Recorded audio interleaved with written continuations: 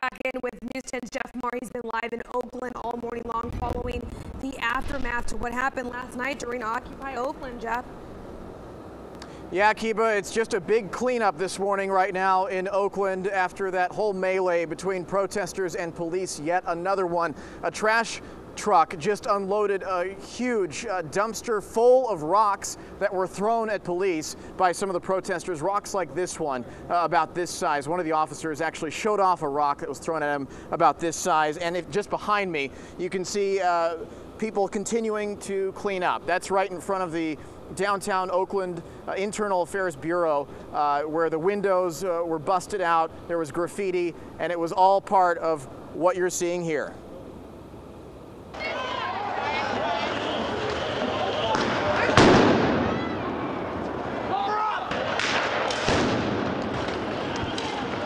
Yeah, you can hear a protester yell out, "Cover up," right as police were moving in with the flash grenades and the tear gas. Our crew was right there in the middle of it with goggles and gas masks on as well to protect themselves.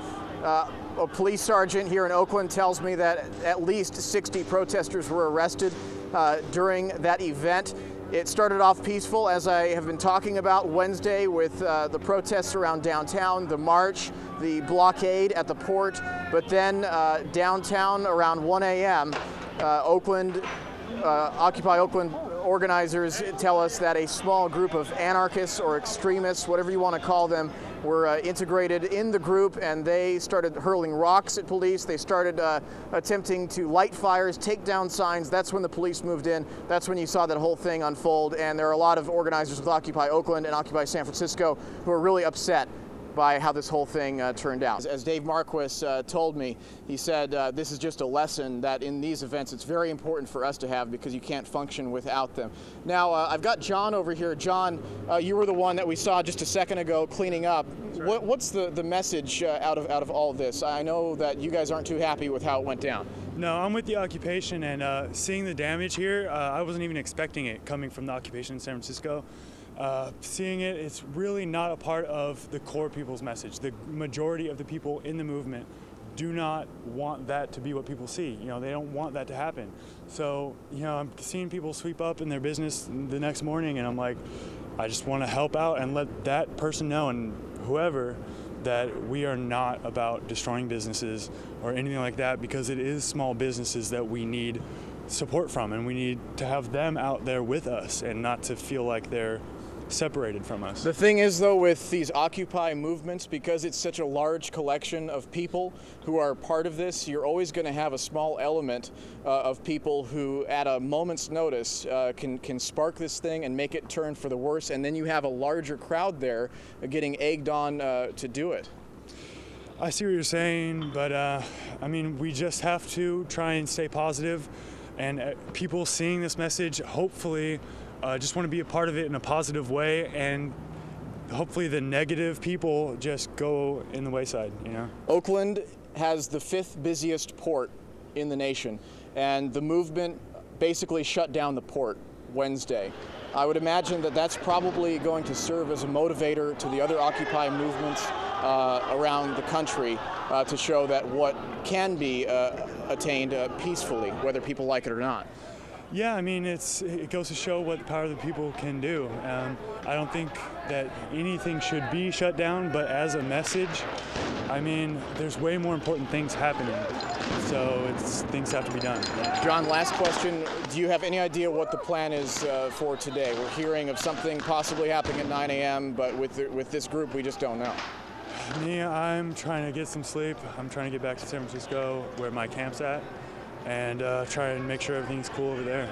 Okay, we'll see what happens. John, thanks for taking a second to talk to us. So, Dan, Kiba, there you have it. He doesn't really know what's going to happen today here in Oakland. Not sure if there's going to be an encore to what we saw overnight. I'm sure the police and the cleanup crews are hoping that we don't see that. Back to you. Understandably so. All right, thank you, Jeff. And the Oakland Police Department will have things to clean up of on their own. You're talking about that anarchist group. Well, they've left their mark here at this Oakland police station downtown. The anarchy symbol right there. The bureau here is boarded up, but there is glass everywhere, shattered glass. These extremists, they broke windows, they spray painted the Oakland Bureau Station. You're looking at some of the Oakland police taking pictures of some of the damage to their bureau right now. They're looking over the graffiti and the shattered glass.